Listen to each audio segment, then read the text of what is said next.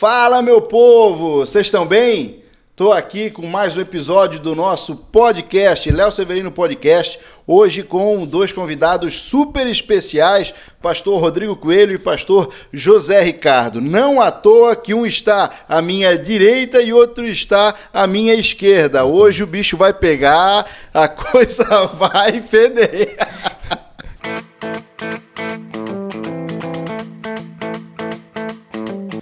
Muito boa tarde, sejam bem-vindos. Boa tarde, Léo. Boa tarde, Zé.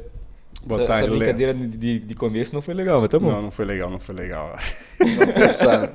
Começa de novo aí. Então vamos fazer o seguinte. Edita isso aí. Vamos fazer o seguinte. Se ao final do podcast eu tiver certo, fica esse começo. Se não tiver, eu edito outro começo. Tá bom, então. Fechou? Tenho certeza que eu vou estar certo. Então tá bom, vai. Pastor Rodrigo Coelho, pastor sênior que chama? Não, é sênior, não usa essa. Presidente a gente usa, né? Pastor presidente da Primeira Igreja Batista aqui em Itajaí, igreja da qual sou membro, e o pastor José Ricardo, pastor auxiliar lá da Igreja Batista. Pastor auxiliar da PIB também. Trouxe eles hoje aqui para a gente bater um bate-papo muito legal, muito fera. Tem bastante assunto polêmico para a gente entrar. Então, vamos ver como é que vai sair esse final aí, né? Mas vamos lá, vamos começar com o pastor Rodrigo, perguntando um pouquinho, então, fala um pouquinho da tua história até chegar aos 55 anos, um pouquinho dessa tua trajetória. 44. Sou nascido em Itajaí, e sou casado com a Luciana, sou pai do Samuel e do Davi, sou convertido, vamos dizer assim, né? Deus me converteu, me fez conhecer o Evangelho há 20 anos atrás, e sou membro da Primeira Igreja Batista desde então, e formado em teologia, formado em direito. É isso aí, mais ou menos isso. Tem mais alguma coisa? Show de bola. Depois vamos falar um pouquinho desse teu processo de conversão que eu contar conheço, que é CPF, legal. RG, não, né? Melhor não. Zé Ricardo. Meu nome é José Ricardo Gabriel, então pode ficar bem à vontade, tá? Ou me chama de Zé, ou de Ricardo, ou de Gabriel. Tenho 39 anos. Por que te botaram 3 nomes e nenhum sobrenome?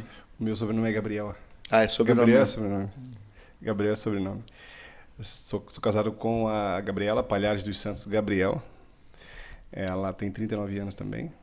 Somos casados há 17 anos. E temos a Thalita, de 20 anos, e o Vitor, de 7 anos aí. Show de bola. Eu acho que o pastor Rodrigo podia falar um pouquinho a respeito da experiência da conversão. É de uma família tradicional de Itajaí, trabalhou anos na Irmãos Coelho até encerrar as atividades da empresa alguns anos atrás, né?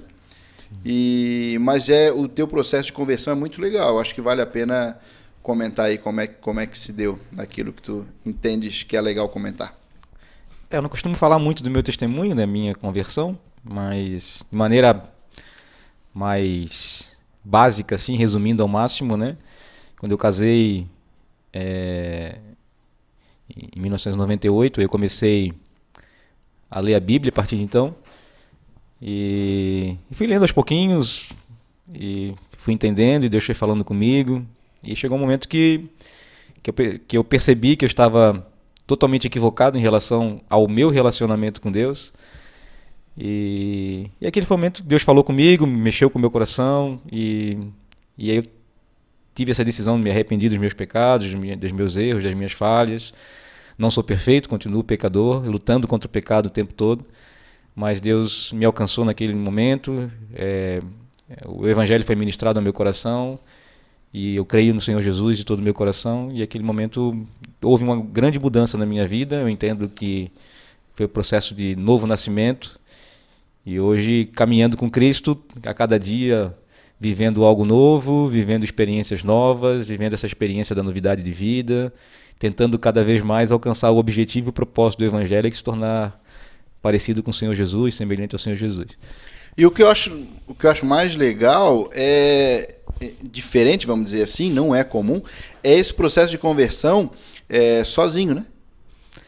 Foi isso? No processo, eu conversei com algumas pessoas, tive alguns relacionamentos básicos, assim, tirando algumas dúvidas, mas a maioria do tempo foi sozinho mesmo. E Aquele encontro não foi depois de um culto. Normalmente as pessoas aceitam a Jesus depois de um culto, tem aquele processo de conversão. E contigo foi sozinho lendo a Bíblia. Fui sozinho e eu fui parar, né?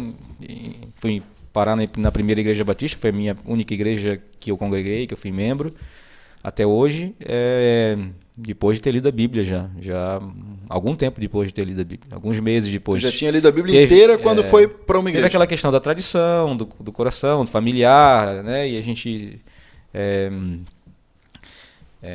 esperou bastante, assim, né? Lutou contra, né? A frequentar uma igreja e tal. Já tinha já tinha conversão, já tinha mudado de vida,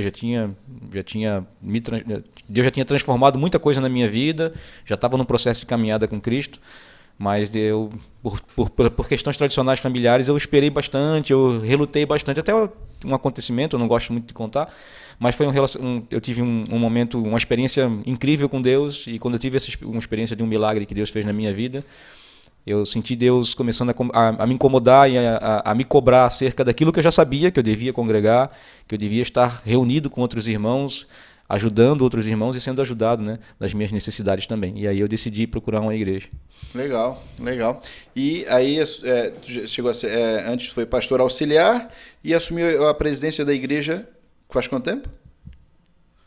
E agora nem lembro mais. 5 anos? Faz 5 anos. 4, 5, 6. Vai fazer 6 anos, acho, metade do ano que vem, né? Show de bola. José Ricardo Gabriel.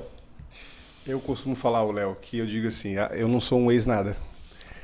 Porque o pessoal fala, mas eu era ex-isso, eu era ex-aquilo, eu era ex-aquilo. Eu acho que...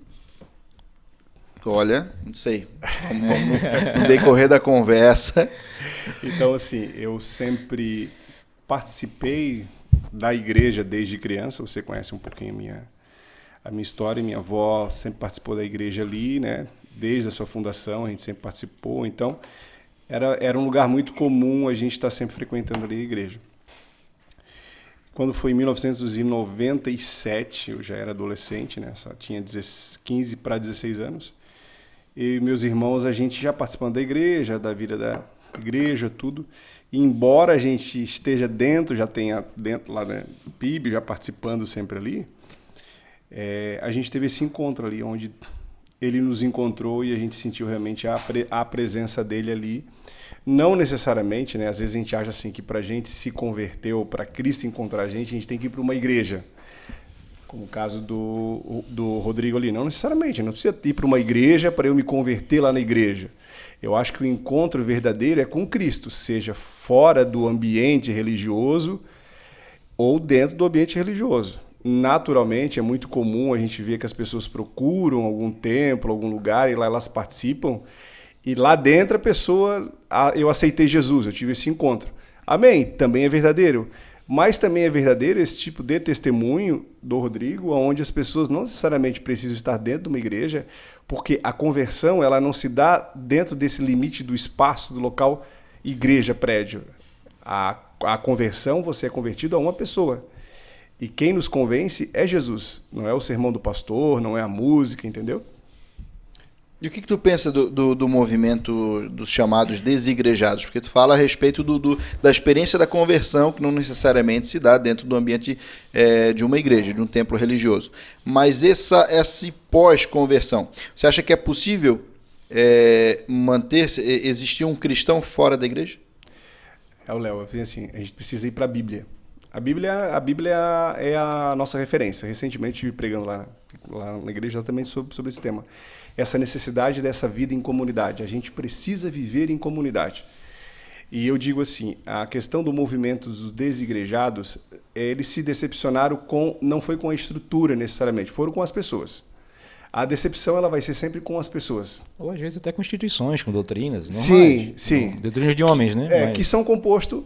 Então, assim, eu digo assim, quem vive uma vida de comunidade, ele não precisa ficar ligando para alguém para lhe pedir ajuda. Porque o ciclo de comunidade, a gente sabe, eu estou aqui na sua casa, hoje a gente está aqui fazendo esse momento aqui. Nossa, mas quantas vezes a gente já esteve aqui?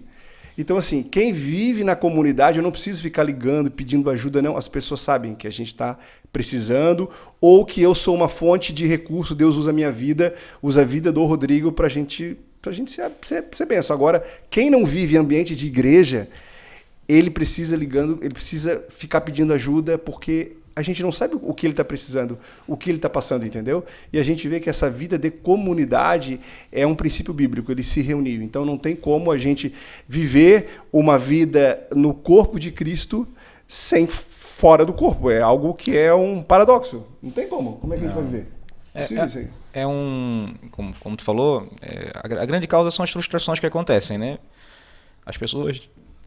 O cristão ele deve olhar para Cristo, não olhar para pessoas. É claro que pessoas se tornam referências na nossa caminhada, são pessoas mais experientes, que nos ajudam na caminhada, se tornam referências, mas a nossa fé tem que ser baseada totalmente em Cristo. Quando a nossa fé ela é retirada de Cristo, nossos olhos são retirados de Cristo, mesmo que Cristo, esse Cristo que a gente está olhando, esteja referenciado na vida de outra pessoa mais experiente na fé, a gente corre o grave risco de se frustrar com pessoas, porque...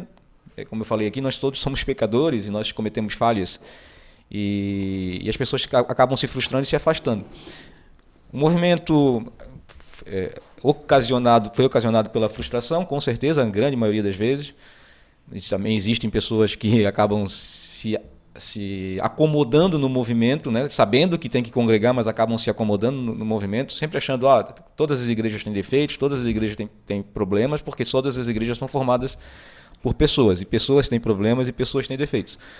Mas a ordem de Cristo é que a gente congregue, a ordem bíblica é que a gente congregue. A ordem bíblica é que a gente tenha comunhão com pessoas. E não existe igreja, né? A palavra igreja, vem da origem de uma palavra assembleia. Na verdade, é uma origem de uma palavra política, na verdade, né? As pessoas iam para a praça, para as ágoras, né? Que eram as praças gregas, para discutir os problemas políticos das cidades e estados. E esse movimento de ir para as praças era chamado de eclésia, igreja, ir para fora. Por isso que as pessoas até interpretam essa palavra de maneira errada, a igreja é ir para fora. Não é esse sentido. O sentido é da reunião, da assembleia. Eles iam ali para discutir os problemas da cidade, para resolver os problemas da cidade.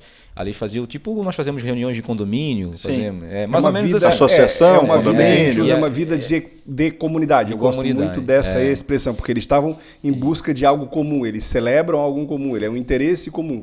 E a igreja é isso aí, ela está ali para ser algo comum, entendeu? E a palavra assembleia, que existe já, a congregação, a assembleia, que existe no Antigo Testamento, quando ela foi traduzida do hebraico para o grego, ela foi usada essa palavra, eclésia. E Jesus usou essa palavra, igreja, em duas citações dos evangelhos, Jesus usa essa palavra, igreja, eclésia, mas trazendo a ideia do Antigo Testamento, a ideia da assembleia, da congregação, de ter uma vida em comunidade. Né? Então, a reunião, igreja sem reunião não é igreja. Né? Eu posso ser cristão sozinho. Eu sou um cristão sozinho, eu sou um discípulo de Jesus sozinho. Mas eu me torno igreja quando eu estou verdadeiramente reunido e compromissado com o meu irmão. Seja com 2, com 3, mas eu tenho que estar compromissado com o meu irmão em aliança, ajudando ele nas suas necessidades e também sendo ajudado nas minhas necessidades também por ele. Show, entendi. O José Ricardo fez seminário. O pastor Rodrigo fez a faculdade Fabapar. É um seminário também. Qual o que vocês entendem uma certa diferença? Tu acha importante? Qual foi a importância do seminário para a tua vida e qual foi a importância da faculdade de teologia para a tua vida? Porque vocês os dois são teólogos, mas cada um numa modalidade de formação. Né? Então eu queria que cada um falasse um pouquinho dessa modalidade, até porque tem gente que pode estar querendo fazer teologia, jovens pensando, será que eu vou para um seminário teológico hoje? Ou será que me supre uma faculdade de teologia online ou presencial? E eu acho que, como vocês dois têm uma formação diferente, os dois têm a mesma formação, mas por caminhos diferentes, eu acho legal comentar.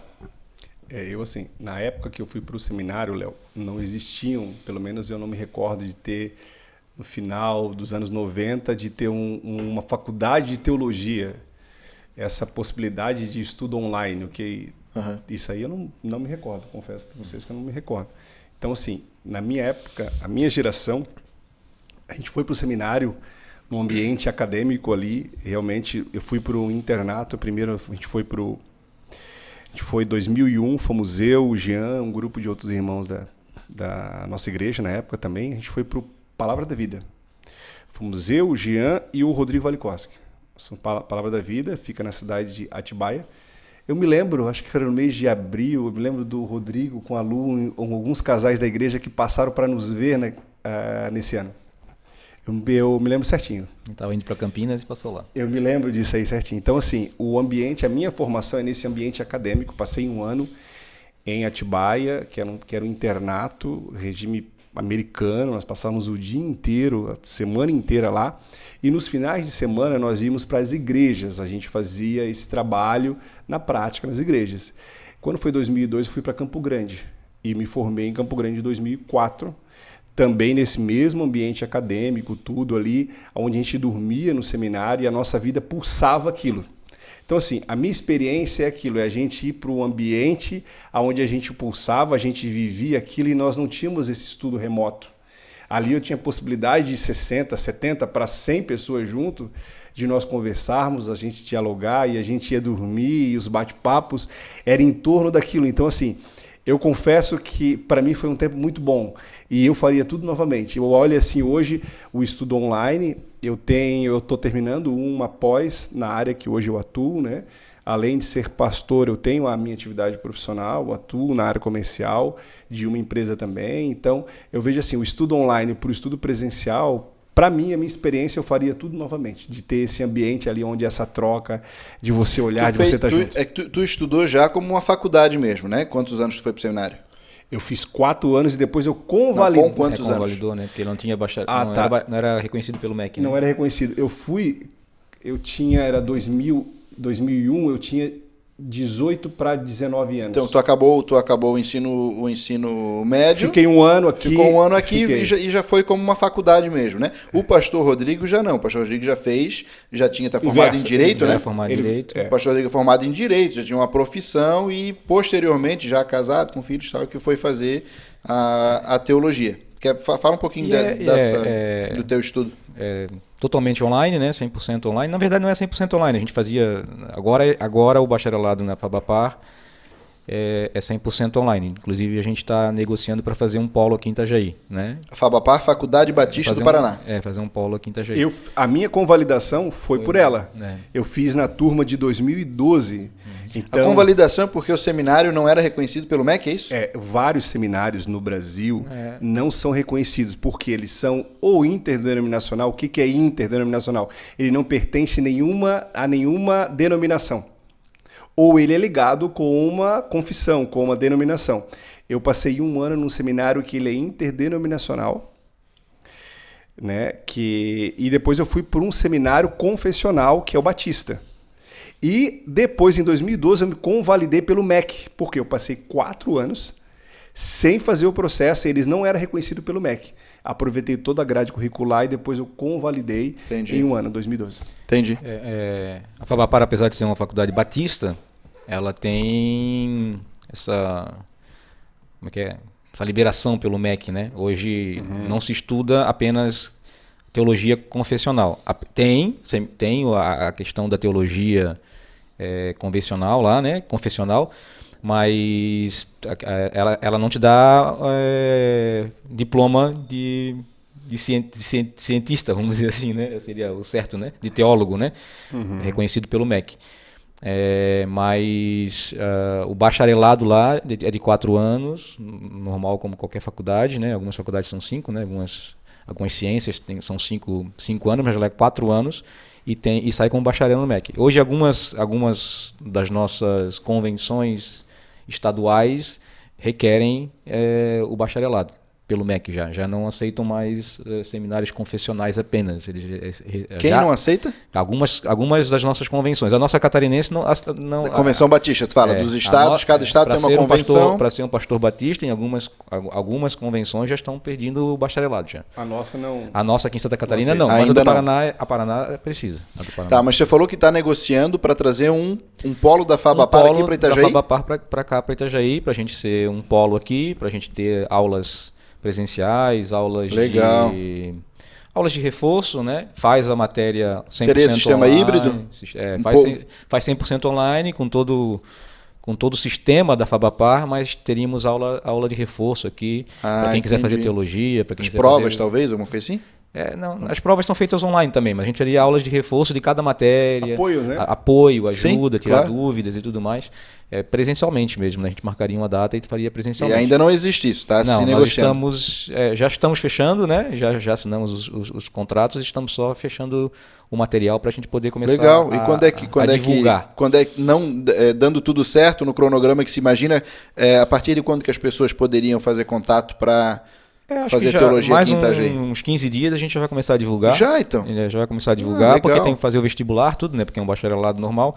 Tem os outros cursos, vem vários cursos, né? De cursos rápidos, cursos de 30, 60 horas, né? Cursos de capelania, de aconselhamento pastoral, vários cursos que podem ajudar as igrejas em vários sentidos, né?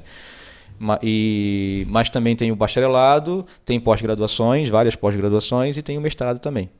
Mas o mestrado já é um pouco diferente. O mestrado aí teria que ficar 15 dias por semestre em Curitiba. Durante 2 anos, a cada semestre tem que ficar 15 dias lá, né, para o mestrado. Mas também tem o mestrado. Tem várias opções, então, para quem quer de fato ter uma formação mais aprofundada, para se dedicar 100% ao ministério, como quem quer ter uma formação em teologia para conhecer mais a fundo. Eu sugiro o seguinte, a pessoa que hoje, assim, eu sugiro que a pessoa faça os cursos de capacitação. Se ela quiser ir direto para a teologia, ela pode ir, ok. Só que assim, ela vai ter uma base para não sentir tanto essa transição. Começa com os cursos livres. Então tem várias temáticas, tem vários cursos livres, entendeu? Tem cursos livres de teologia, de 1 ano e de 2 anos, né? Preparatórios, que são básicos, né?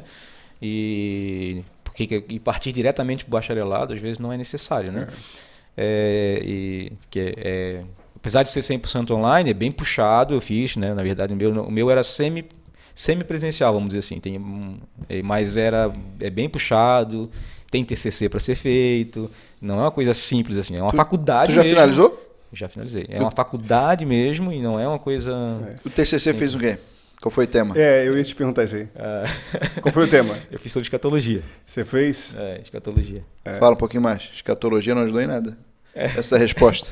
Gente, escatologia é o fim dos tempos, tá? Fim dos tempos, Ou Estudo início dos tempos, tá?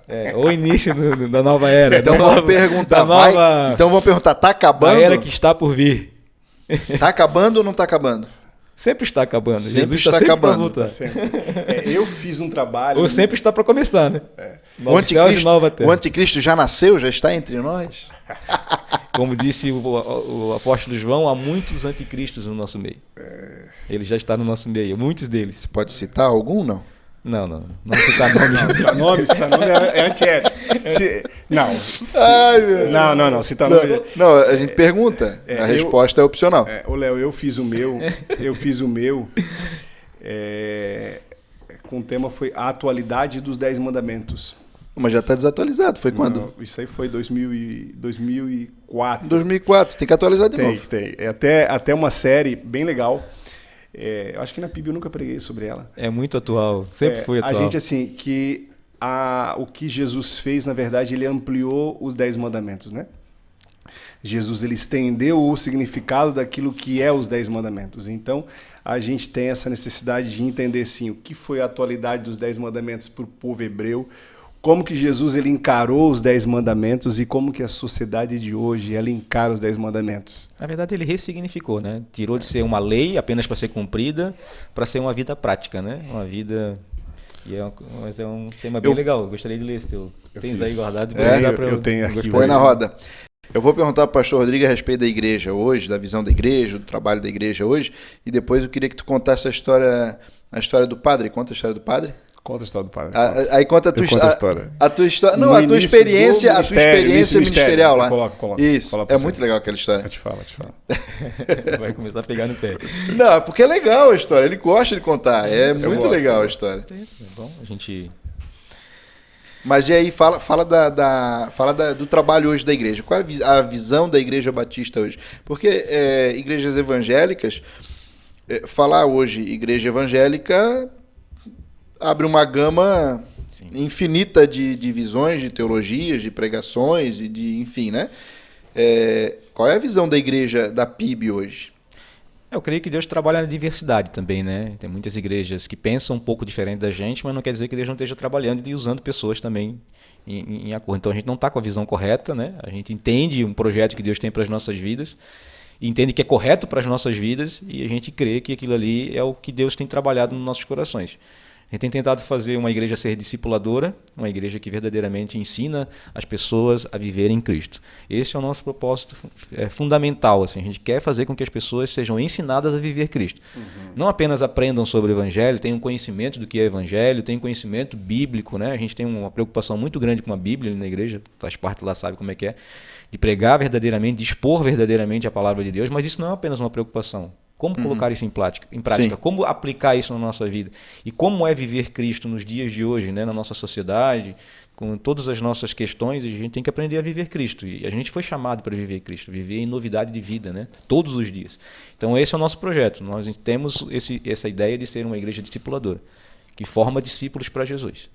Esse é o nosso anseio como igreja. O foco no amadurecimento dos novos cristãos, no evangelismo e aí no eterno amadurecimento daqueles que chegam. Fazer que eles deixem de comer o leitinho, que é natural e faz parte do processo, para comer o feijão com arroz do evangelho e depois poder comer costela, poder comer outras coisas mais... Carne de porco, pode?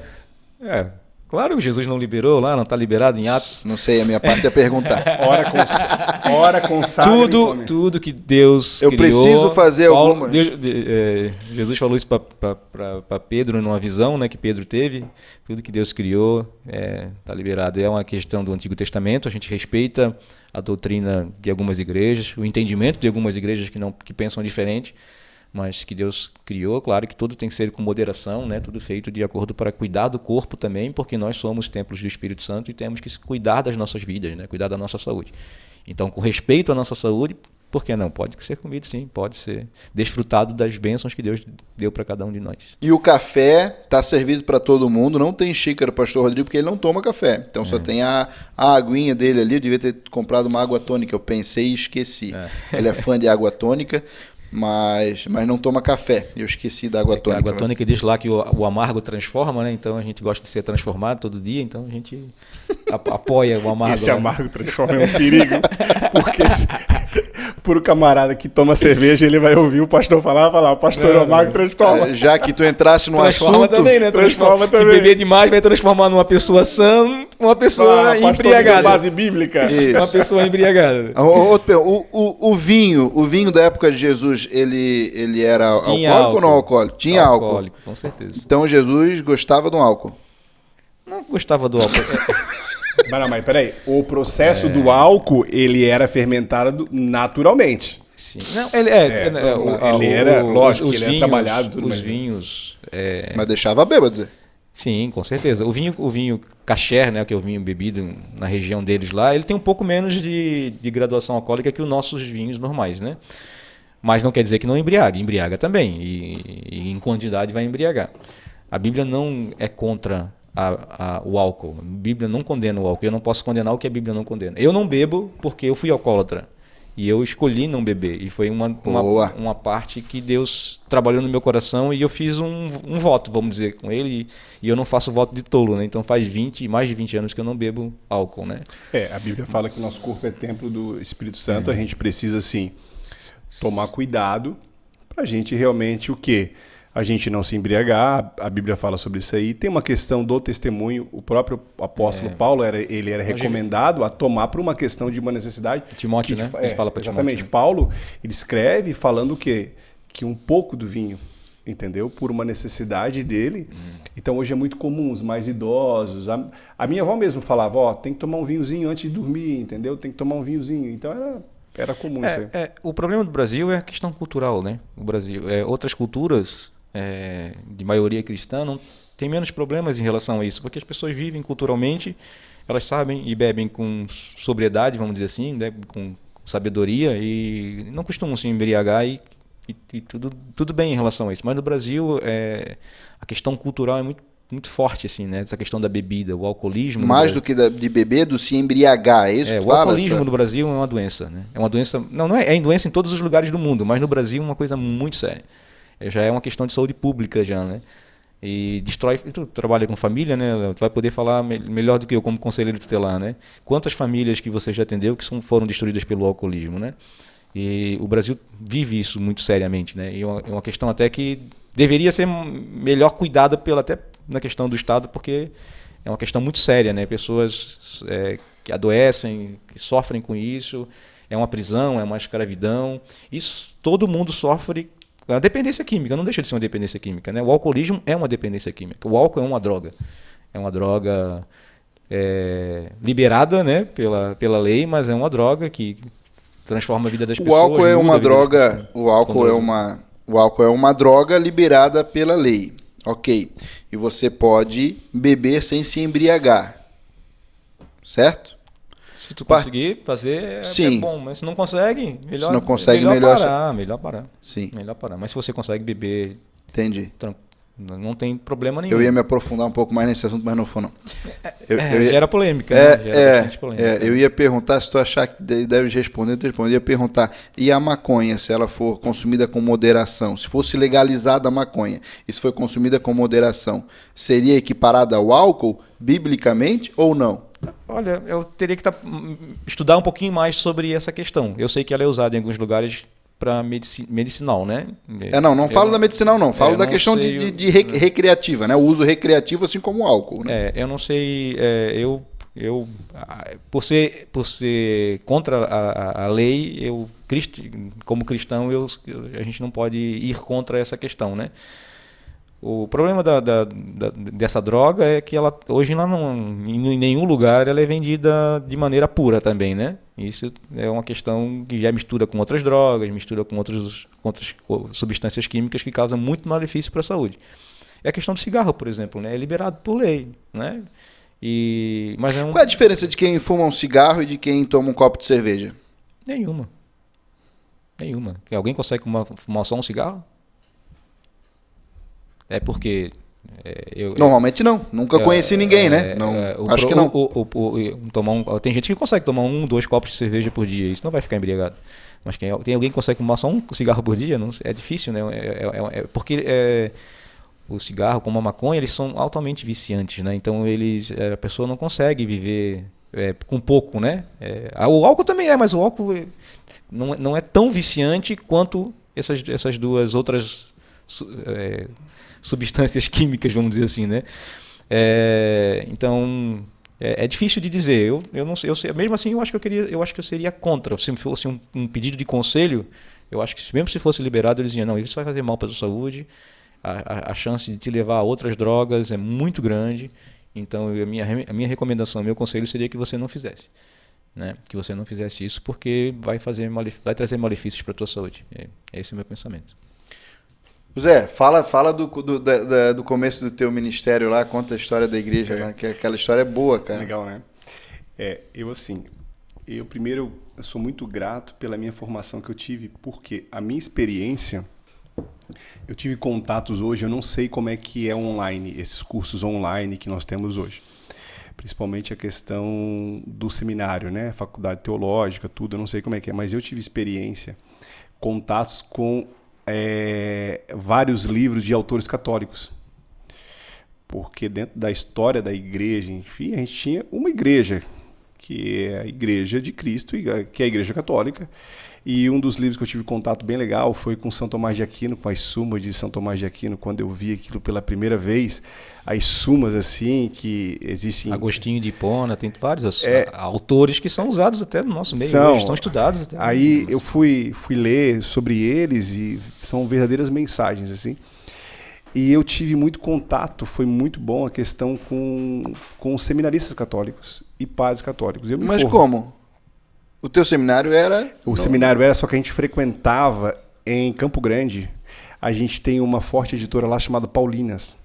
E a gente se encontrava exatamente nessa biblioteca, nessa livraria, ambiente de café, tudo, e era muito legal. E eles vendiam também outros livros, entendeu? De tradição cristã reformada, tudo. Porque a gente está num ambiente acadêmico, num ambiente de ciência, onde a gente estuda, a gente tem contato com isso. Então, assim, era muito comum. Eu nunca fui católico. eu nunca tive a vivência, eu sempre assim, tinha amigos meus que fizeram crisma, foram católicos, frequentaram, crismaram. Então, para mim, aquilo, eu nunca participei disso. Sempre fui da igreja batista. Mas eu sempre me dei muito bem, assim, eu nunca vi... nunca fui um ex-católico, eu vou ter rejeição. Não, eu acho que a gente tem muita gente crente lá, dentro da Igreja Católica, e a minha experiência foi, quando foi em 2004 que eu me formei, em 2003 eu já era seminarista nesta comunidade, que é numa cidade chamada Corguinha, no Mato Grosso do Sul, que é como se fosse Florianópolis, Tijucas, próximo assim. Tá? Então, assim, era 80 quilômetros, e todos esses finais de semana eu ia para lá. 80 quilômetros é mais, cara. Então, assim, eu ia todo final de semana. Todo final de semana a gente ia para lá. Quando fala seminarista, ela ia lá ajudar a igreja. Como um estudante de teologia, tu ia lá ajudar a igreja nas atividades dela. Pregava, exatamente. Tem seminários ter isso, né? Porque precisa fazer o trabalho prático, né? Porque quem faz o seminário faz para ser pastor, ou ser pelo menos ministro de louvor, ou alguma coisa assim, né? Então tem que ter a prática, né? A prática. Tem que ter a prática. Aí a gente ia, Léo, e quando foi 2004 que eu me formei, e eu já estava na igreja como pastor local.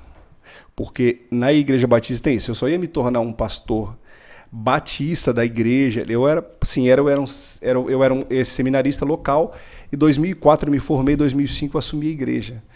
E foi muito legal porque assim, eu estava acostumado com aquele ambiente onde eu tinha outros colegas seminaristas que conversavam sobre vários assuntos, sobre teologia, sobre Bíblia, sobre livros, sobre a história. E eu tive um contato com um cara fantástico, um padre recém-formado. Já como pastor, né? Já como pastor, chamado Padre Flávio. Eu já tentei procurar esse cara aí, depois durante uma época, eu tinha um contato com ele via Facebook. Nós vamos achar o Padre Flávio. Através da internet, do podcast. Acha aí. Nós vamos dar um jeito. Ele foi padre lá em 2005, 2006, foi fantástico esse cara. E a gente tinha um relacionamento de amizade. E ele deixou a igreja, eu acho que ele deixou lá, a paróquia foi em 2006. E a gente conversava sobre tudo, e ele me convidou para ir na despedida dele. Então vamos lá. Tu era pastor da Igreja Batista da cidade. Da cidade, exatamente. A cidade de quantos habitantes? Tinha 7 mil habitantes. 7 mil habitantes. 7 mil habitantes. E aí tinha Igreja Batista e Igreja Católica. Devia ter outras, né? Mas você era pastor da Igreja Batista. Católica era a igreja referência. Claro. Sim. A maior igreja da cidade. A gente tinha lá 70 pessoas e ele tinha 500 pessoas. Igreja grande já. Igreja grande. E aí o pastor batista da cidade era amigo do padre da cidade. Exatamente. É isso? É isso aí. Se tu falar que tu foi lá para dar uma palavra numa missa, no final da despedida dele, tu vai fazer o Padre Fábio ser excomungado. Vamos ver então. Não vou fazer. Conta. Isso aí não. Aí o que ocorre? A gente sempre contava, e aí ele me convidou para ir pregar, para ir dar uma palavra, uma saudação. É isso que é a palavra. É uma saudação. Não foi uma pregação. Não foi pregar, foi uma saudação. Entendeu? Lá na igreja dele, porque era a despedida dele. Então eu fui lá dar uma saudação. Na missa? Na missa. E aí eu falei para ele, olha, vai ser um prazer. E aí virou aquele burburinho na cidade, porque você imagina... 7 mil pessoas. O pastor, e aí a cidade ficou sabendo que o não pastor... tem nenhum bairro aqui em Itajaí que tem menos de 7 mil. Então assim, que o pastor vai lá na igreja católica. E até então, assim, era algo que naqueles anos, então assim, sempre tinha assim, pastor, cuidado com a visão ecumênica, tudo. Então, assim, na minha época de seminarista tinha muito isso, discurso ecumênico, tudo. Nós somos amigos, o que nos une aqui é Cristo. E a gente tinha várias conversas teológicas, e assim, ele é um cristão, aquele cara é um cristão verdadeiro, assim. E aí ele me convidou para ir. Eu encerrei o culto, expliquei para a igreja, eu encerrei o culto antes. Comecei o culto antes para encerrar antes. E fomos para a igreja católica. E fomos para a igreja católica. Chegou lá na igreja católica, foi muito interessante a hora que... Era perto? Era perto, assim. Imagina, o tamanho da cidade. Cidade pequena dava umas 6 quadras. Às vezes é interior, agro, né? Mas era cidade de fazenda, com certeza, mas devia ter um centro, né? E aí o que ocorre? Ele chegou E a hora que ele me viu lá, foi muito engraçado, porque assim, ele falou, meu amigo, pastor Zé Ricardo. Aí ele abriu os braços e eu ficava bem no meio do corredor. Aí você imagina aquelas duas fileiras olhando tudo para trás assim. E ele falou, vem cá. Aí ele me chamou, né? Foi muito interessante, ele me chamou lá. Aí eu falei, tá, e aí? Aí ele falou, não, daqui a pouco vai ser a sua oportunidade. Então, fica à vontade. Aí dei uma palavra para a igreja, falei do nosso relacionamento, da nossa amizade, como que isso me ajudou nesse processo, porque assim, eu não tinha amigos pastores e eu tinha um amigo padre. Muito interessante. Eu tinha um amigo que era padre e ele falava um pouco das dificuldades da comunidade dele, o que são muito parecidas com as nossas dificuldades, porque ele cuida de gente. Era muito parecida. E foi no final de tudo. No final o Zé fez assim. Aí no final, a hora que eu dei a palavra, tudo, aí ele foi dar a bênção para a igreja. Eu não me lembro, você que foi católico, ele foi com a hóstia, é isso? Ele foi com... Ele não conhece nada de... Eu não... Acho que não era água-vento, né? Mas ele foi era um tipo de um que deve ter de católico rindo na nossa cara agora, que não sabemos nem o que é. O que era aquilo? Não sei, mas não sei. Era tipo de um sol assim... Acho que nenhum católico sabe o que é aquilo. Porque assim, ele foi dando a bênção, tá? Aí ele falou pra mim, eu falei, tá. Aí ele olhou pra mim e falou assim, é o seguinte, e você só vai atrás abençoando o povo. Vai estendendo a mão e dando a bênção. Eu falei, então tá bom. Então a gente foi. E lá no final, a gente ficou... No final, porque era o culto de despedida dele, as irmãs da Igreja Católica olharam para mim e falavam assim, puxa, se esse pastor pudesse ser nosso padre... Não pode? De tanto que elas gostaram. Ela falou, puxa... Já era casado? Não pode? Aí as irmãs, foi muito engraçado. Não, a gente fala lá que a gente quer ter um padre agora que é casado, a gente une com essa igreja batista. Eu falei, irmã, isso aí vai acontecer, mas quando Jesus voltar, nós vamos ficar tudo junto. Agora não então foi o dia que você foi convidado para ser padre. O dia que eu fui convidado para ser padre. Já temos o título do corte. O dia que eu fui convidado para ser padre. E casado, que eu poderia ficar casado. Poderia não, né? A igreja, o bispo não ia deixar. Não, pela congregação, né? Pela congregação. E o arcebispo era um de Santa Catarina. Foi bem interessante que eu e o padre, a gente ficou tão amigo que virou um burburinho na cidade. Davi e Jonathan. Que virou um burburinho na cidade, que é o seguinte... Os políticos ficaram em cima da gente. Por quê? Porque falou assim, esses dois sair candidato, um candidato a prefeito, o outro vice, a gente não ia gastar R$1. Nós não ia gastar R$1. E ele foi no bispo, só que o bispo não deixou. Aí, lógico, aí eu olhei... Mas ele foi para isso? Ele conversou com o bispo. Mas aí, tu ia aceitar? Como vice, né? Eu ia ser vice. É mesmo? Porque ele tinha que ser o vice. Rapaz, mais um corte. Nós não íamos, Léo, gastar nada. Você imagina? Não ia gastar nada. Aí os políticos ficaram em torno da gente. Se eleger, vocês iam. Depois é que... Depois é problema. Depois é que é o problema. Mas uma coisa... algo que a gente não ia ter. Nós não ia ter um problema que a gente tem hoje. O processo nosso de comunicação hoje, isso na época ia ser resolvido. Porque ele comunicava muito bem, a gente não entrava nessas polêmicas hoje que a gente tem. Olha, deixa aí. Deixa aí. Não, deixa para próxima. Não é para entrar nesse Deixa para próxima. Então tá. Faltou falar como que a igreja... falou a respeito da visão da igreja, mas na prática. A igreja tem culto domingo. Você falou da visão da igreja, da visão de discipulado. Culto domingo, tem aí os jovens no sábado, tem os pequenos grupos durante a semana, né? E tem o trabalho social que a gente faz durante a semana ali com as crianças, né? Basicamente, isso tem o culto das crianças, no sábado, no domingo também, nos horários de culto. No domingo, quem quiser visitar, então, tiver filho, fique à vontade. Tem um trabalho especial para as crianças. É um culto para elas, né? É um culto especial para elas. Na linguagem delas e tudo mais. Então tá. Sim. E qual é o contato da igreja? Para o pessoal que quer saber, por exemplo, quer ir num pequeno grupo, quer saber onde é que tem pequeno grupo. Liga por WhatsApp mesmo, né? 47... editor, vamos lá. 47... 3344-6406. Pode marcar pelo WhatsApp, pode mandar mensagem que a gente vai responder. E aí a gente vai indicar, direcionar para todas essas coisas. Então tá, deixa eu ver quanto tempo que a gente está de podcast, de gravação. Quanto?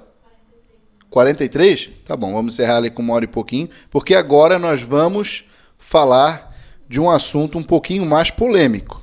Vamos entrar num assunto um pouquinho mais polêmico, que o álcool e a maconha não chega nem perto da polêmica que nós podemos entrar agora.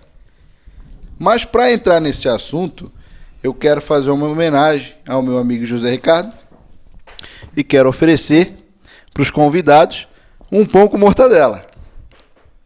Então tá aqui servido o pão com mortadela. Vai fazer campanha. Quer fazer campanha aí. Se alguém deixa bem no centro, quiser, porque deixa no centro. eu acho que é o caminho mais equilibrado, deixa no centro. Acho que é mais saudável. Eu quero saber se é com dinheiro público que tu comprou isso. Já vai. Não foi. Com dinheiro público, eu sou funcionário público, né? Fazer campanha com dinheiro público é o que é feito no Brasil. E isso foi dinheiro fruto do trabalho dele e da Marina. Do trabalho. E é da Mônica, inclusive, aí, ó. É a mortadela da turma da Mônica. Da Mônica, isso aí. Então, assim, em homenagem ao amigo José Ricardo, fica servido aí, e a Mônica se alguém usa quiser. um vestido vermelho, cara, não dá. É, né? É vermelho o vestido da Mônica, né? Essa não ainda, pode, né? esse é da Mônica, não pode. Esse é da Mônica. Mortadela vermelha da Mônica. Eu acho que ela usa tipo de... A pergunta é, tu vai comer o pão com mortadela? Como o pão com mortadela. Só mortadela, então. Deixa o pão. Vamos comer a mortadela. Como a gente come também. Só mortadela. A gente come também, porque também é saudável. Aí eu acho que a gente tem muito... Saudável não tem nada. Então tá. Então vamos conversar agora, já que a gente tá com a boca cheia, o pastor Rodrigo fala antes. Eu como porco, mas agora eu vou dar uma de Antigo Testamento, eu não vou comer. É de frango, rapaz. Ah, é de frango? Mortadela de frango? Claro, rapaz. Boa, Corta. Tem mortadela de porco? Eu nunca vi mortadela de porco. Tem? Claro que é de porco. Eu sei que né? linguiça tem. Mortadela só conhece de frango. Mortadela que eu saiba é de porco. Eu acho que quem tem mortadela é o Zé, ele que devia responder. A gente tem de porco e tem de frango também. Também tem linguiça de frango hoje. Se não tiver, fica... O Google aí, vê o Google aí. Vai pro Google aí. Vê pro nós, filho, depois vê se existe mortadela de porco. Mas vamos fazer lá o seguinte, vamos falar de política, vamos falar de igreja e política. Duas coisas boas, fácil de conversar sem dar polêmica, igreja e política. O que vocês estão achando, pastor Rodrigo, o que tu estás achando dessa vinculação de algumas igrejas hoje, da forma como elas estão se vinculando na política? Independente da vinculação, vamos falar também do governo federal. Mas qual é a tua visão de igreja e política? Qual é a tua visão de candidato subir no púlpito, de igrejas utilizar da sua membresia para eleger um candidato? A igreja deve ter um candidato? Não deve ter um candidato? Me dá a tua visão a respeito disso. Para começar, nós somos batistas, né? Uma das doutrinas básicas e fundamentais da Igreja Batista é a separação entre igreja e Estado. Então, já começa por aí que eu sou totalmente contra. Eu acho que o púlpito é para a Bíblia. É para exposição da palavra de Deus e não para palanque político, né? Eu não concordo com isso. Não estou dizendo que a igreja não pode apoiar ou incentivar membros de sua igreja a trabalharem, a entrarem na política desde que estejam estabelecidos com os princípios corretos. Não é porque é membro da minha igreja que se não faz e não age de acordo com os princípios e valores cristãos, eu não tenho que apoiar. Eu, aliás, tenho que combater, mesmo sendo membro da minha igreja, né? Mas eu acho que essa polarização que está acontecendo no Brasil hoje, eu acho que é um absurdo, e eu acho que até que já está sendo criado, não existe uma sistematização, mas já está sendo criada uma teologia política no Brasil, que eu sou totalmente contrário a isso, né? E querendo transformar pessoas, na verdade, já transformaram pessoas em ídolos. E idolatria totalmente contrária à nossa fé cristã. Pessoas como salvadores da pátria, sabemos nós que não existem salvadores da pátria, né? Existe um salvador só, o salvador deste mundo, né? Vamos dizer assim, nosso Senhor Jesus. Que existe só o Messias, o verdadeiro. Já vai entrar na polêmica por causa do nome, né? Pode parecer que, filho, vem cá. Infelizmente é isso que a gente tem. Mas é verdade. Está sendo criado, né? Uma questão messiânica também, né? Existe isso numa teologia quase com ideia messiânica, né? E infelizmente isso, né? E não só pelo lado da direita, mas pelo lado da esquerda também, né? Porque tem líderes religiosos tanto protestantes como católicos, que também apoiam o candidato da esquerda e também transformam esse candidato da esquerda como um messias, né? Então, os dois lados estão errados, não existe isso, essa polarização é muito maléfica, vamos dizer assim, para a sociedade brasileira, e a igreja, ela não pode, de forma alguma, apoiar cegamente como apoia. A igreja tem que combater, a igreja pode apoiar, influenciar, eu acho que a igreja tem que participar socialmente falando, tem que participar, tem que ser um movimento também de mudança, né? Tem que ter essa questão de agir, né, na política, mas sempre muito mais como o nosso próprio Senhor Jesus fazia no seu tempo, como o João Batista fazia no seu tempo. Acho que está faltando na igreja hoje pessoas como Natan e João Batista, eu falei isso num vídeo que eu gravei, pessoas que falem dos erros das pessoas, falem dos erros dos políticos, né? Natan foi um profeta na época de Davi. Davi era o rei segundo o coração de Deus, mas quando Davi errava, Natan chegava e apontava o dedo: tu está errado. Podia morrer, porque era rei, e o rei podia matar, tinha poder para matar. Mas ele ia, né, e fazia e falava: tu está errado, tá agindo politicamente, está agindo errado, vamos dizer assim. E João Batista já era um rei já ímpio, vamos dizer assim, não cristão, né, não fiel a Deus, e ele também falava quando estava errado, criticava e falava publicamente, né, contra Herodes, e acabou perdendo a cabeça por causa disso. A gente não tem que ter medo de perder a cabeça, vamos dizer assim, mas a gente tem que sim lutar por justiça social, lutar por igualdade, lutar verdadeiramente e cumprir o propósito, ser centrado naquilo que é o propósito principal da igreja, que é pregar o Evangelho. E o Evangelho tem essas questões de justiça social, tem essas questões de igualdade, tem essas questões de fazer a igreja ser, né, aquela instituição que vai agrupar, que vai trazer pessoas que precisam, as pessoas que são renegadas na sociedade. A igreja tem que ser aquela função que vai apoiar, que vai ajudar, que vai estar junto, né? E a gente não pode nem polarizar nesse canto, né? Dizer que o lado da esquerda é o que luta pela justiça social, porque não é verdade, é uma mentira também, né? Porque eles usam isso como panfletagem, mas na verdade na prática eles não fazem isso, né? Eles fazem tudo isso simplesmente por um interesse pessoal, lutam por essas classes, apoiam em certa maneira fazem algumas políticas para apoiar essas classes, na verdade é para manter os votos dessas pessoas nas suas mãos. Então, na verdade, o que acontece muito hoje é interesse pessoal, infelizmente. Inclusive de pastores e igrejas, quando entram na política de maneira...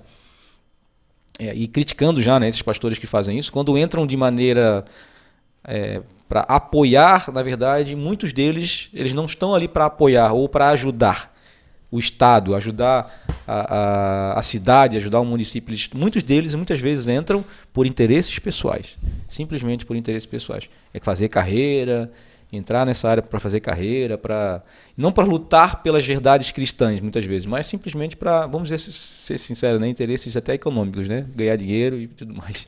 Mas onde é que está esse limite, essa linha tênue entre se colocar como um sacerdote, um pastor, um líder religioso, e onde é que está a diferença desse líder religioso se posicionar enquanto líder religioso, e onde é que está a liberdade dele, se há ou não essa liberdade, de ser de ser um cidadão? Porque ele vota, mas... Todos têm que votar. Eu acho que todos nós somos chamados para fazer parte, exercer a nossa cidadania. Mas o fato de ser um pastor, o pastor deve ter um cuidado especial, porque ele é um pastor. Assim como qualquer empresário, qualquer líder, qualquer pessoa sabe que quanto mais o poder que ele tem, quanto mais a exposição que ele tem, maior o cuidado com as opiniões, com os lugares que frequenta, isso em tudo, né? Em tudo. Na política é mais um ponto. Onde está esse limiar de exercer a cidadania enquanto pessoa e de se abster de algumas ações para não influenciar o povo que está sobre o seu ensinamento, sobre a sua autoridade ali? Vamos ser mais claro, biblicamente falando. Ser pastor é uma vocação. Ser político, cristão, também é uma vocação. E o ser pastor não é aquele que prega, ou aquele que anuncia, aquele que fala. O pastor é aquele que cuida de pessoas. E ser pastor cuidando de pessoas é uma vocação específica que Deus dá para algumas pessoas. E um cristão pode ser político? Pode exercer a sua cidadania e exercer a vida pública? Pode. Também seria, nesse caso eu entendo também que é uma vocação. E eu acho que as duas não se confundem. Eu não posso usar uma em benefício da outra. Eu acho que se eu sou um político e se eu quero me candidatar, eu acho que a figura de ser um pastor não contribui em nada, só prejudica. Eu acho que eu tenho que deixar de ser o pastor para ser um político, porque eu não consigo fazer as duas coisas ao mesmo tempo, porque os dois cargos exigem muito de uma pessoa. Então, nesse caso, eu não acredito que uma pessoa que foi chamada para ser pastor por Jesus também foi chamada para ser política. Eu não consigo acreditar, não consigo ver isso biblicamente falando.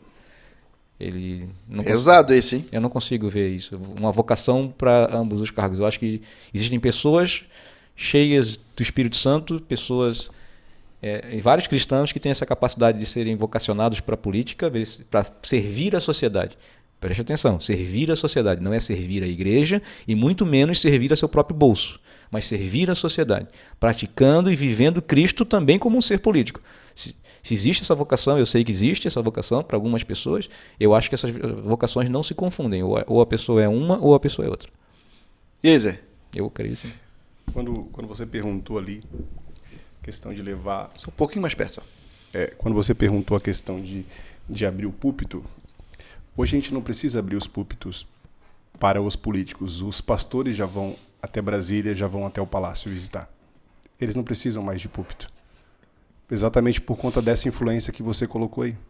Por quê? Porque ele sabe que a imagem dele arrasta pessoas. E hoje a gente tem no nosso cenário político atual bem estabelecido que a gente tem grupos de pastores que se colocam ao lado do presidente, que se titulam e que representam a massa evangélica brasileira. O que nós temos ali são os pastores indo até o palácio, e recentemente eu preguei lá na igreja exatamente sobre isso aí. A gente tinha o rei Davi, mas nós tínhamos os sacerdotes. A gente tem esse período na história de Israel onde o povo Deus queria reinar sobre o povo, mas o povo queria ter rei. Só que a gente tem reis, nós temos sacerdotes e nós temos profetas, cada um com o seu papel. O profeta tem o seu papel, o sacerdote tem o seu papel e o rei tem o seu papel. Na história bíblica, sempre que o sacerdote quis ir até o palácio, e durante a história da igreja, a gente já teve isso, a igreja como uma força máxima da palavra diante do povo. Por que se tinha esse interesse em que os bispos da igreja estivessem junto com o governo? Exatamente porque a voz representava a massa, os votos que estavam ali.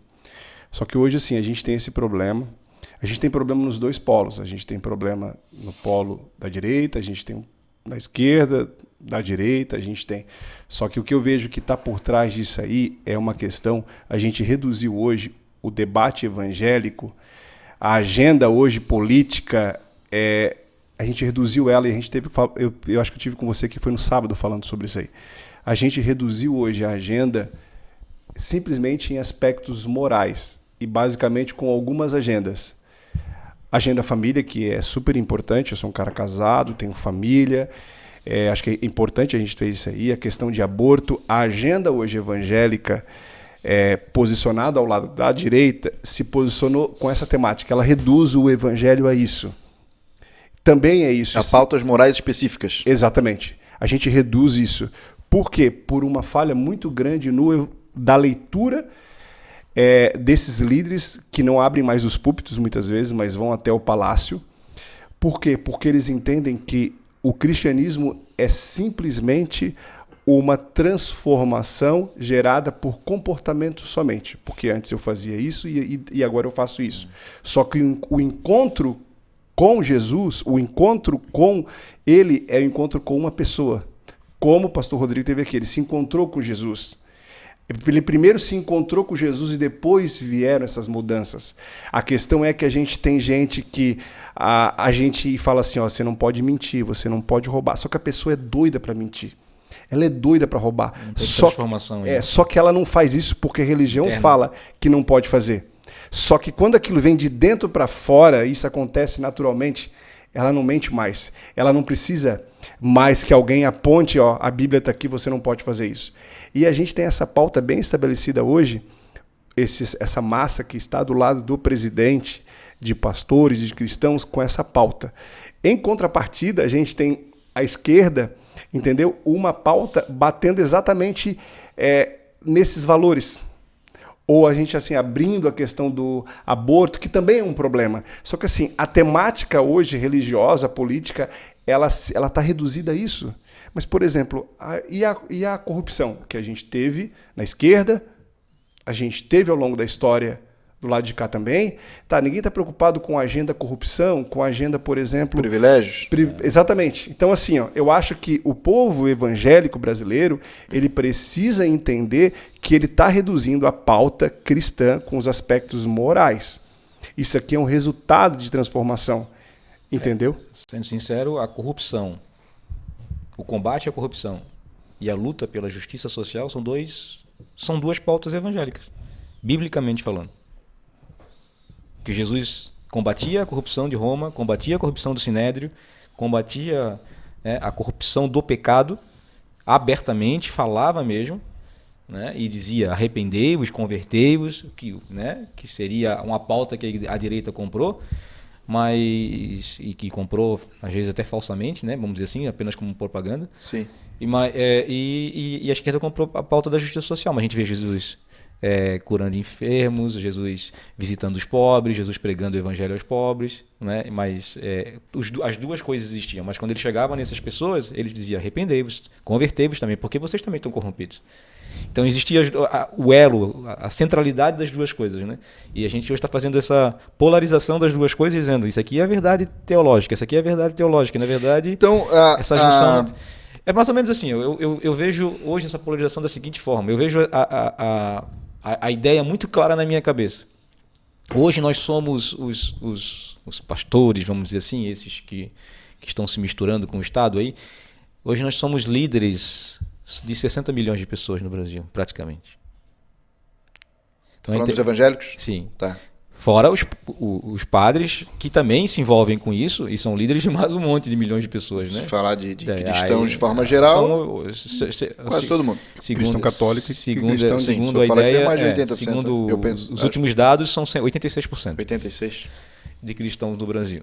Então, se eles conseguem, se um lado ou outro consegue convencer a massa que eles são os cristãos e o outro lado é do diabo, vamos dizer assim, pronto, ganharam a eleição. E é só o interesse.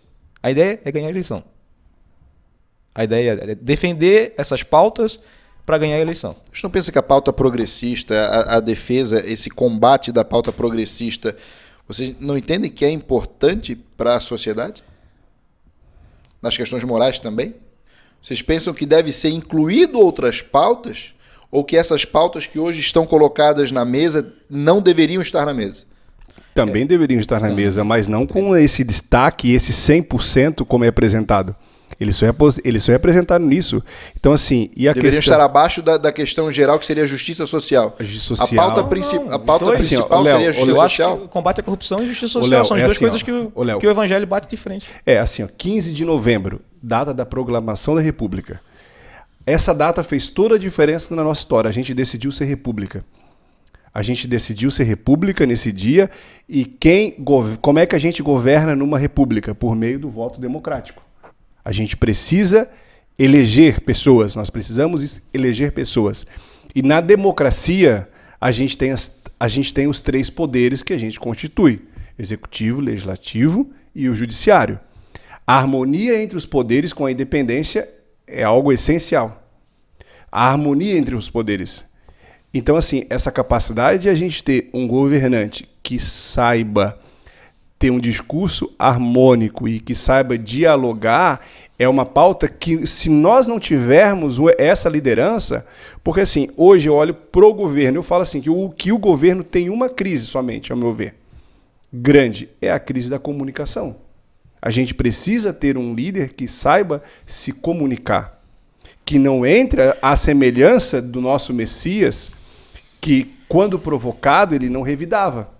A gente tem que ter essa capacidade. Eu acho assim, que qual é o papel do pastor se fosse encontrar e ter esse privilégio? Porque é um privilégio se encontrar com o presidente da República, é você poder dar conselhos, orientações, a decisão é sempre dele, essa capacidade de ter uma harmonia com a sociedade, porque uma palavra dele maldita ou bem colocada altera o nosso cenário econômico totalmente. Mas se tu tens uma situação Nós temos uma situação onde a harmonia entre os poderes é pautada por manutenção de privilégios da alta casta. Você não precisa de alguém para mexer nessa estrutura, para fazer o negócio mudar de alguma forma? Eu creio que foi bem. Porque uma harmonia onde nós, os grandes mandatários, onde a grande elite governante de todos os poderes, estamos muito bem e harmônicos entre nós, enquanto o povo se ferra, também é uma harmonia. Mas não é benéfica para o povo. Então, até que ponto essa harmonia não deve ser quebrada para que a harmonia real, trazida pela Constituição, não seja estabelecida? Que seja uma harmonia entre os poderes em bem do povo, não em bem deles mesmos. Não, aí não vamos entrar na política, né? Não no cristianismo, né? Nós estamos falando aqui de cristianismo, né? Nós estamos falando aqui qual é o envolvimento da igreja com a política. Eu acho que esse envolvimento que está acontecendo, essa polarização, é totalmente errada. Não concordo. Aí vamos criticar, fazer o papel da igreja. Eu sou totalmente contra o sistema. Eu acho que o Poder Judiciário é o mais corrupto do Brasil. Eu falo isso há mais de 30 anos. Não, mais de 30 anos não, mas quando eu fazia direito eu já falava isso. O Poder Judiciário, os juízes são os mais corruptos do Brasil. Pô, se teve juiz me ouvindo aqui, eles vão ser sinceros. Quem é honesto vai saber que é verdade que eu estou falando. Porque tem juiz que vende ação. Já na primeira instância. Já. Sentença. Vende sentença. Né? Então, eles são mais corruptos. Né? O Poder Judiciário é o mais corrupto do Brasil. Existe uma dificuldade muito grande de se governar no Brasil. Tenho certeza que existe uma dificuldade muito grande em governar. E é muito difícil com um diálogo sem fazer acordos e esses acordos serem de origem corrupta, né? Então talvez até por isso seja importante a igreja se estabelecer com os seus princípios e valores próprios, independente de governos ou independente de qualquer ideologia política, porque os valores da igreja são eternos, universais e permanecem o mesmo, independente de quem governa ou deixa de governar. É a pauta que eu sempre digo há muito tempo, né? Na década de 80, quando nós saímos do governo militar e passamos a ser democráticos, nós não tínhamos 10% de evangélicos no Brasil, era 8%, se eu não me engano. E hoje nós somos cerca de 33%, eu acho, quase 35% de evangélicos no país. Se fôssemos verdadeiramente cristãos e vivêssemos verdadeiramente Cristo, 35% já teríamos um Brasil diferente. Não temos um Brasil diferente porque, na verdade, nós não vivemos Cristo. A igreja está preocupada com outras coisas, com outras pautas, inclusive influenciar e ser com interesse de ganhar com a política, porque eles estão lá porque eles querem ganhar e, na verdade, eles não querem influenciar. Então, eu acho que o Brasil seria diferente se os cristãos verdadeiramente fossem diferentes. Essas pautas, as pautas do não roubar, não mentir, fazer o bem para o próximo, amar o próximo como a si mesmo, essas pautas são pautas católicas também.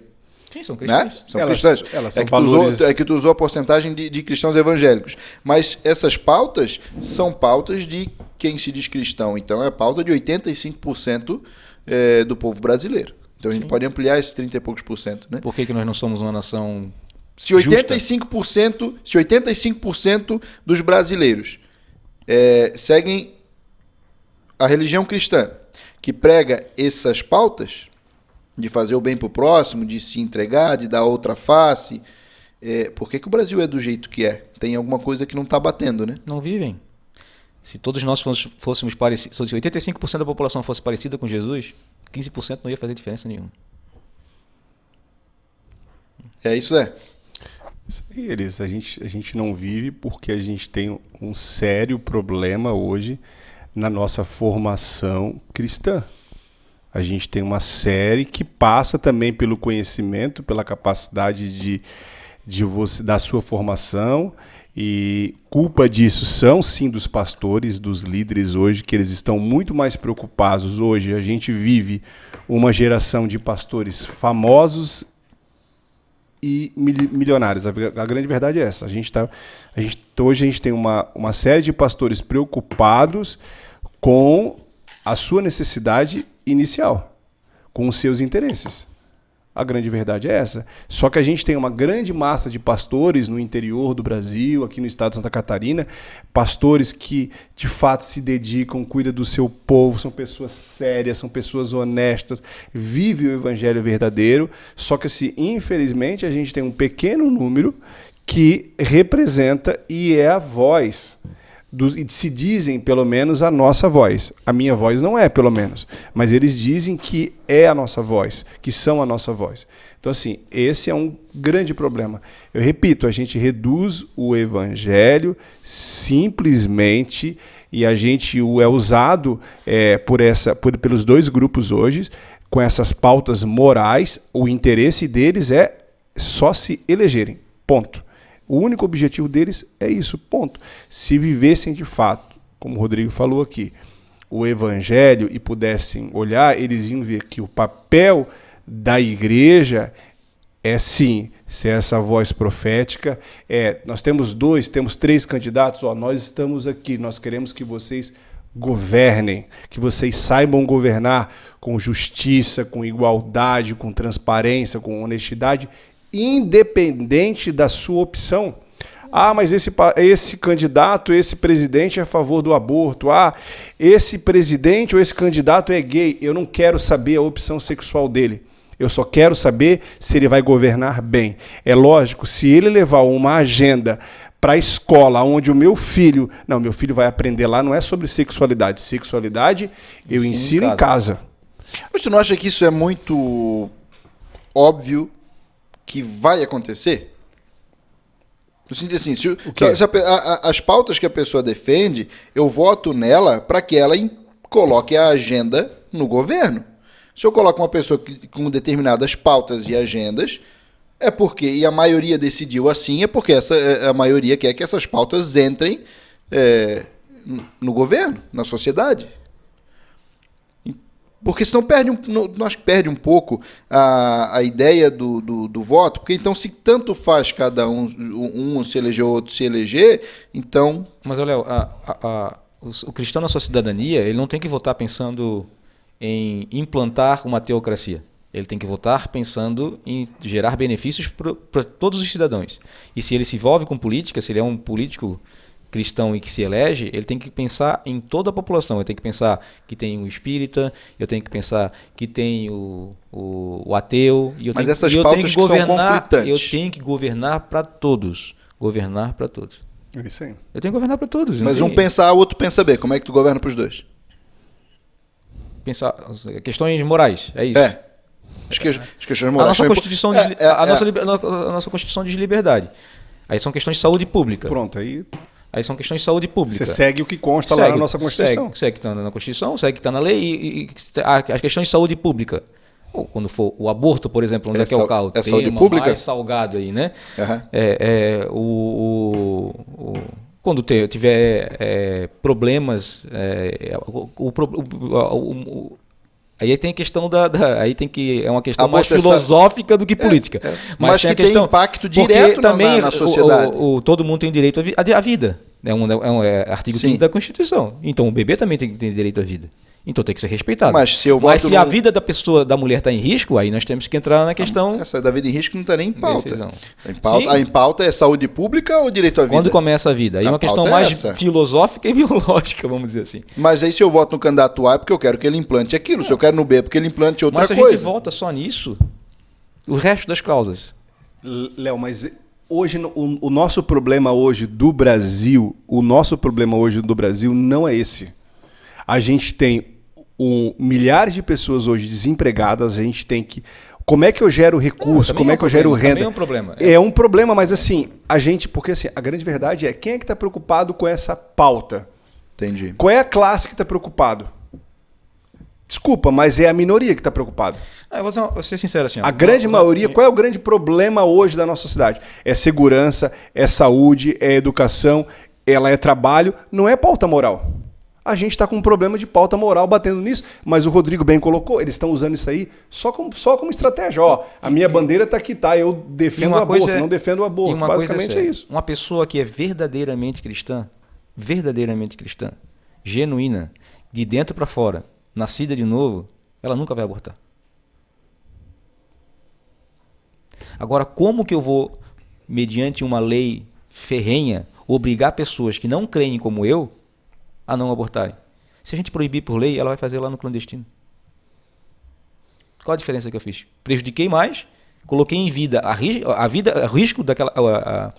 em risco a vida daquela pessoa, e ela, talvez pela minha falta de amor e pela minha falta de temperança no tratamento com ela, por ser cristão, e obrigar ela a pensar como eu, mesmo ela não crendo ainda, talvez até um falso testemunho acerca de Cristo. Entendi.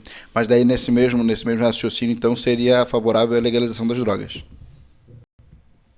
Eu não vou ser sincero que eu vou legalizar. Eu acho porque também é um problema de saúde pública também, né? Se eu libero as drogas, isso eu vejo mais como uma questão política, não como uma questão cristã. Eu vou deixar impedir que as pessoas... e a gente sabe que muito mais... Eu vou ser sincero. Se eu pensar em evangelização, eu vejo que tem muito mais gente que experimentou drogas e acabou se convertendo, conheceu Jesus depois de um tratamento feito por clínicas cristãs, do que pessoas que foram privadas disso e por alguma influência religiosa nunca entraram e talvez nunca se converteram também. Então não é uma questão, não dá para nós discernirmos isso, é uma questão de Deus. Mas é uma questão de saúde pública também, porque se eu liberar as drogas, o custo para mim vai ser muito maior no Estado. Quem que vai bancar isso tudo? Quem que vai bancar essas pessoas todas? Tu acha que o custo vai ser maior? Muito maior. Tu acha que alguém hoje deixa de usar porque é proibido? Mas se for vendido em tudo quanto é canto aí, liberado... Usa quem quer. Você já viu alguns vídeos, algumas consequências públicas que aconteceram em países que liberaram drogas? Liberaram em algumas praças, as pessoas usando heroína na rua e morrendo. Mas qual a diferença da Cracolândia hoje disso daí? Não é muito diferente, né? Mas tu tendo acesso muito mais fácil, muito mais barato a drogas mais fortes e específicas, né? Entendi. Queira ou não queira, isso é uma questão, né, é muito mais política do que uma questão de debate teológico. Eu acho que é muito mais política. Eu sou contrário politicamente falando. Eu sou muito contrário a muitas pautas politicamente falando, mas eu não entro na questão teológica. Entendi. Eu acho que não tem que ser obrigado pessoas a fazer o que elas não querem, simplesmente porque a Bíblia diz que... Mas a Bíblia diz aquilo como regra ou como lei. Eu acho que é muito mais proibitivo, muito mais... Mesmo sendo cristão, você não entende que se é porque a Bíblia entende de uma forma que deve ter uma lei que entenda daquela forma, porque as pessoas que não são cristãs não vão respeitar aquilo só porque é uma lei, é isso? Vamos ser sinceros, estava na Bíblia que os leprosos precisavam ser separados. Não está escrito na Bíblia, está lá? Eu posso lá mostrar em Êxodo, em Levítico, está escrito, o leproso tem que se afastar. Jesus se afastou dessas pessoas? Não. Dizia que se a pessoa se aproximasse dos leprosos, ficaria impura. Jesus se afastou dessas pessoas? Não. Ele foi lá, curou, e quando curava ele falava o quê? Apresenta-te para quem? Para o sacerdote e te coloca na sociedade novamente. Eu acho que a pauta religiosa, a pauta teológica é totalmente diferente de uma pauta política. Aí você pensar assim, poxa, mas um leproso, que é questão de saúde pública, eu ia deixar ele viver vou falar de amor agora, eu vou deixar ele viver no meio da sociedade, no meio da sua família, ele vai contaminar todo mundo, não vai? Não ia ser uma questão de saúde pública? Sim. Então é um benefício também para a sociedade ele ter se afastado.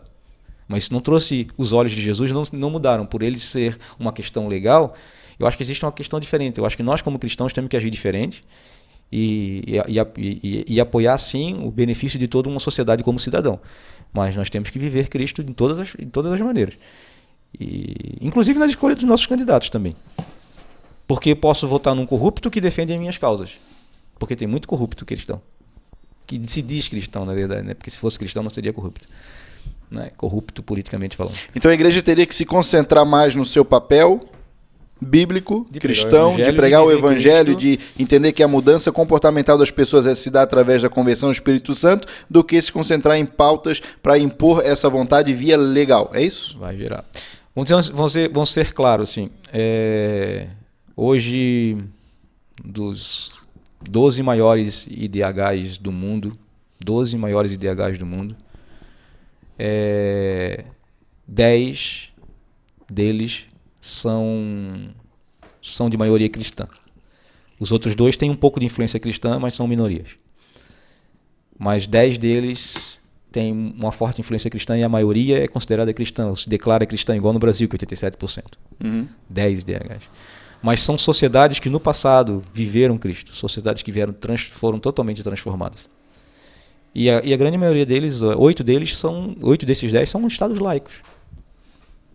E 8 desses 10 a maioria das causas cristãs no Brasil, 8 desses 10 têm liberação para muitas dessas causas que nós consideramos Que nós falamos, um pecado nós deixar passar isso como uma pauta.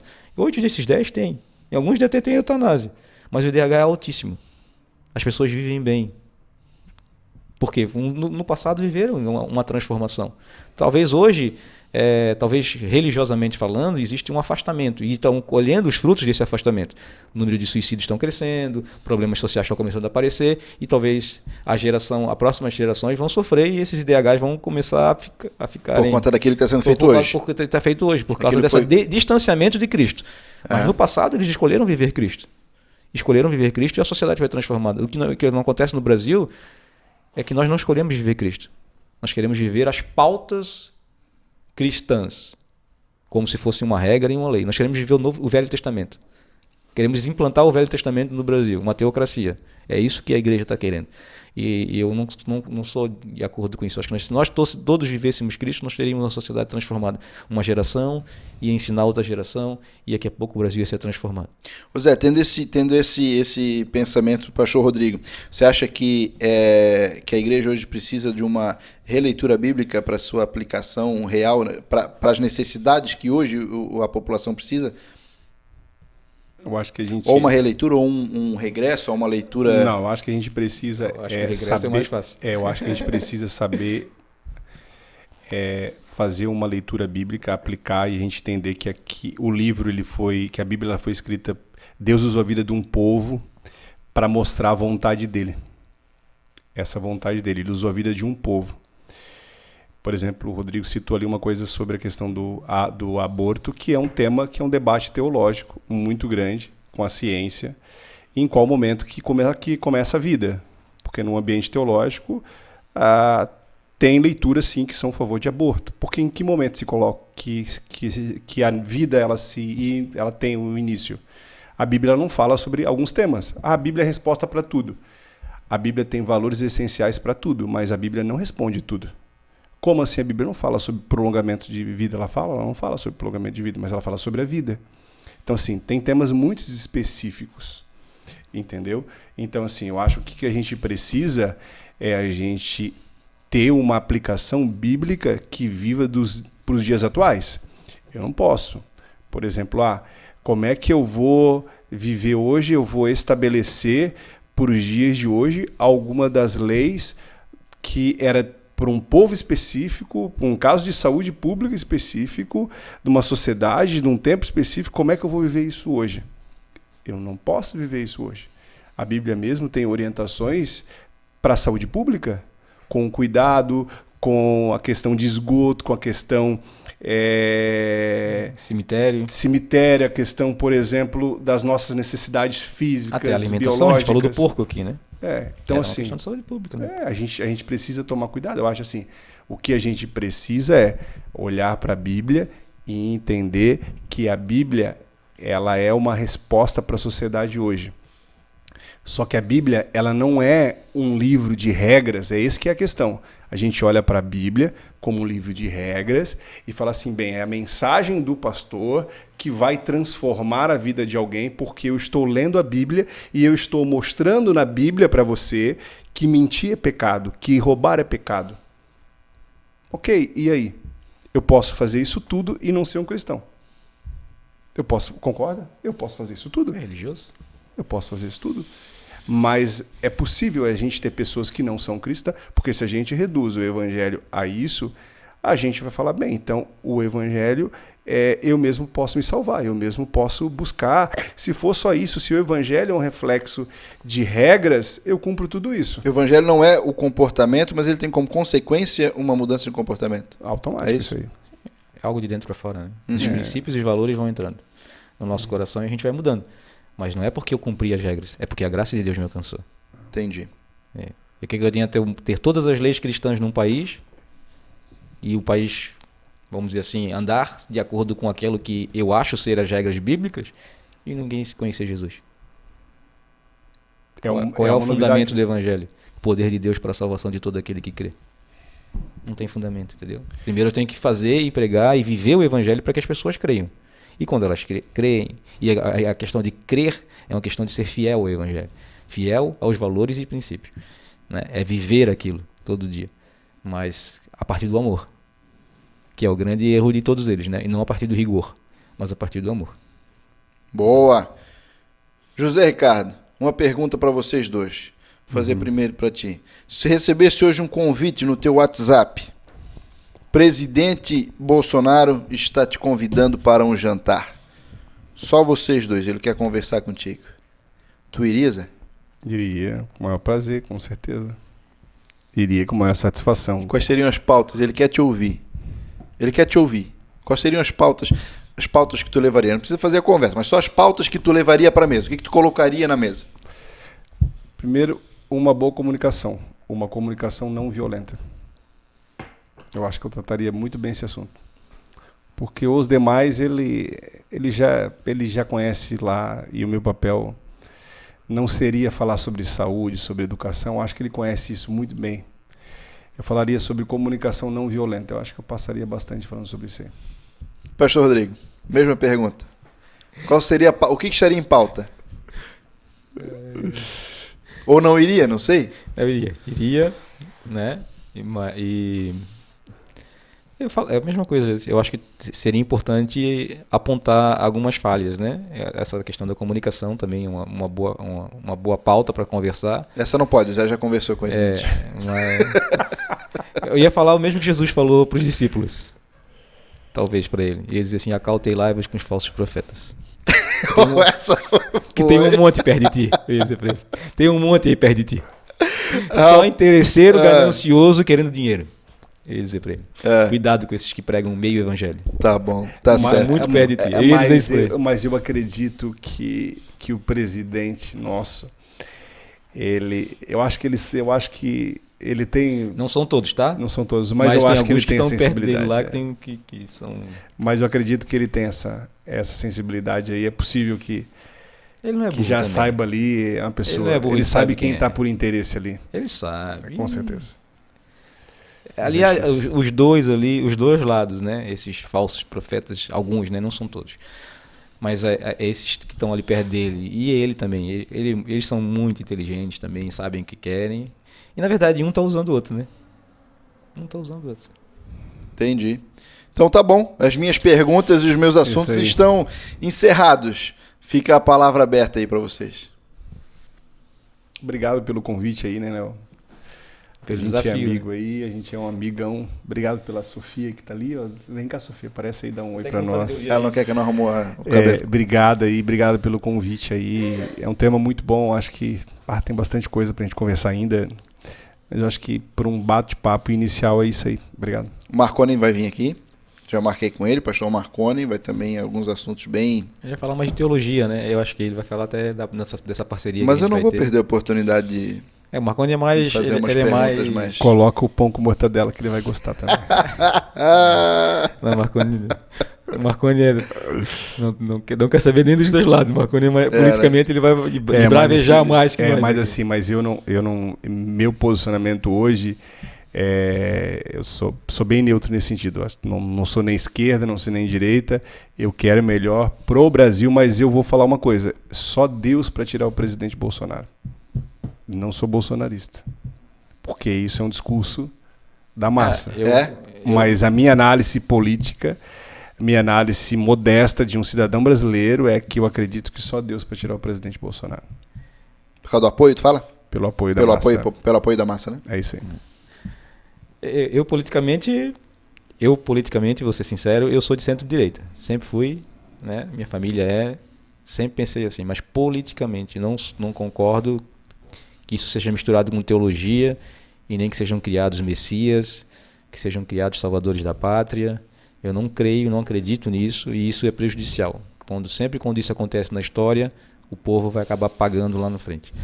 Então, mas eu sou totalmente contra a esquerda, sou totalmente contra as causas de esquerda. Eu sei que nunca deu certo no mundo, historicamente falando, nunca deu certo, não tem como provar um lugar que deu certo. E também é muito mais anticristão ser comunista do que ser de direita, né? Apesar dos dois serem, se for ferrenho, se for polarizar muito, os dois acabam se enganando, né? Mas um cristão que defende as causas que o marxismo defende não bate as duas coisas, entendeu? Não bate as duas coisas. Então eu falo assim. Mas agradeço, né? Obrigado pelo convite, pelo desafio também, que falar na frente de uma câmera, a gente fala todo domingo, mas a câmera tá bem longe, né?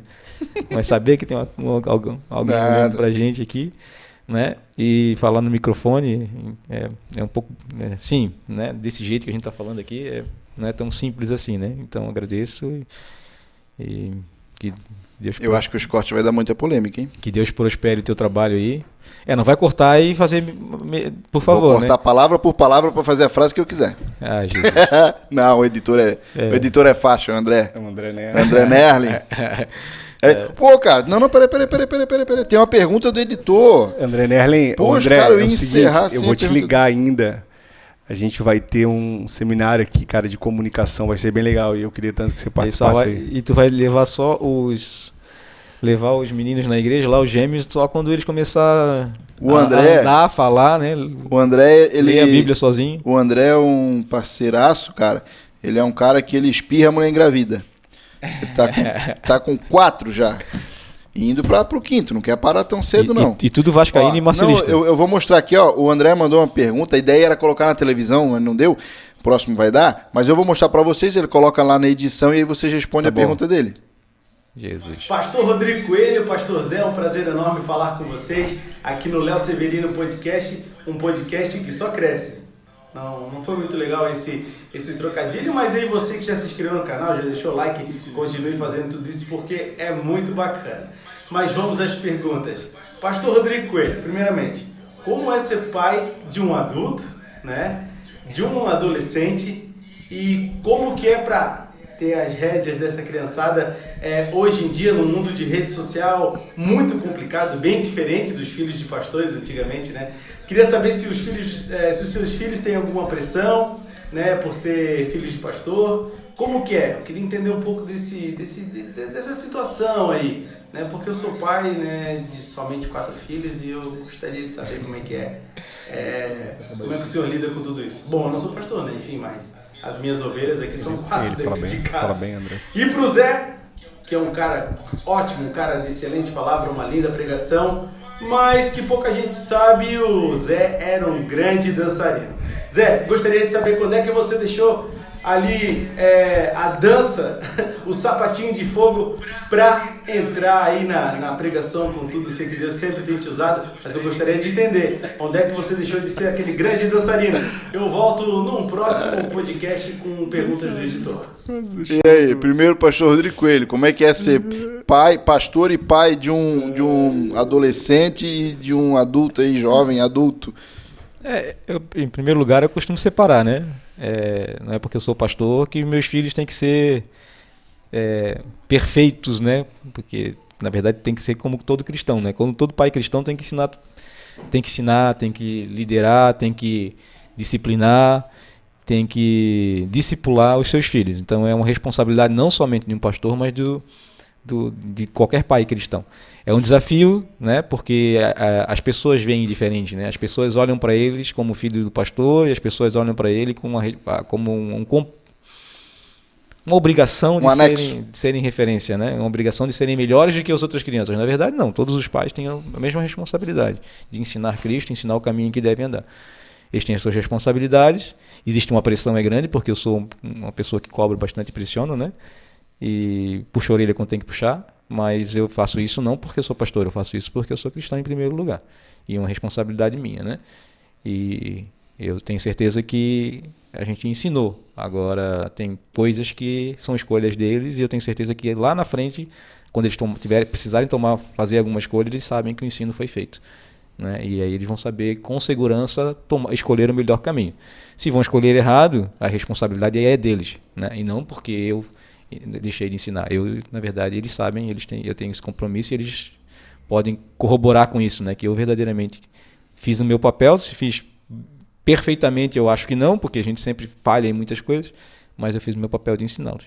Agora, eles que tomem as escolhas deles com sabedoria e com graça, né? É isso que a gente vai sempre ensinar para eles, né? Escolham sempre pelo Senhor. Escolham sempre pelo tá aí a resposta da pergunta do editor. E agora, pastor José Ricardo Gabriel, em que momento você deixou a vida de dançarino? Eu nunca fui dançarino, o André. É o seguinte, eu era adolescente, eu e um amigo meu, que você conhece também, o Digo, o Rodrigo Vale Costa, que a gente ia nos shows dos Oficina G3 e a gente dançava pra caramba. Fazia para o show da Oficina G3, foi bem legal, tá? Foi bem legal. Aí eles paravam assim, falando, calma. Era tão gostoso que se a gente não caía, a gente se jogava, entendeu? Esse que é o sapatinho de fogo. Pega essa aí. Abraço. Tá aí, obrigado, meus queridos. Agradeço a presença de vocês. Obrigado, André, pela edição dos podcasts, pela pergunta aí. A partir de agora sempre vai ter a pergunta do editor, um quadro do podcast. Quase esqueci, ó. Peguei ali no finalzinho. Obrigado, tá, pessoal? Obrigado por tudo aí. Compartilhe o vídeo, se inscreve no canal, toca o sininho e faz tudo o resto que eu esqueci, que eu não estou acostumado ainda a pedir para as pessoas fazerem. Se inscrevam, divulguem, porque é o nosso podcast aqui da cidade, podcast aqui da região, e nós vamos crescer. Obrigado e um forte abraço. Até mais. Valeu. Tchau, até mais. Tchau.